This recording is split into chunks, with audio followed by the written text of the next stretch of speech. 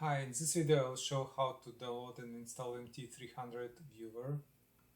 I will link on this site into description under this video. To find Viewer, I'll click on search and type MT300, and I need this Viewer's app, and I can click on MT300, then click on download and wait until archive will be downloaded on my computer. I'll be recording more videos on MT files on different formats and different converters, so if you're interested, please consider subscribing to my channel. We are waiting for archive to be downloaded from Google Cloud in a second.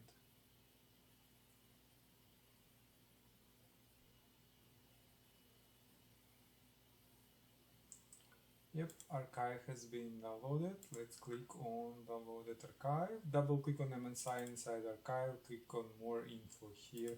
I'm getting the screen from Windows because I'm not registered publisher as Microsoft. You can see publisher unknown. So I'll just click run anyway to start the installation. Click on next install. Click on yes and click finish on final screen. And now I can close this and this because application has been installed on my computer. I have a new shortcut on my desktop. I can double click to open it, and now it's ready to open an MT300 file. I'll click to select input file, navigate to my folder when MT files are located, and here MT test files, and select MT300,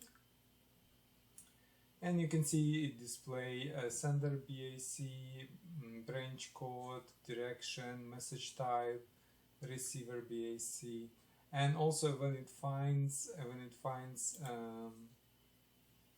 field tag and value or just tag, it will show what is inside. So this is exchange rate, currency, original amount, institution, beneficiary, bank, and so on. Also, I can export this data to Excel, to Word, and different format. So yeah, basically that's it.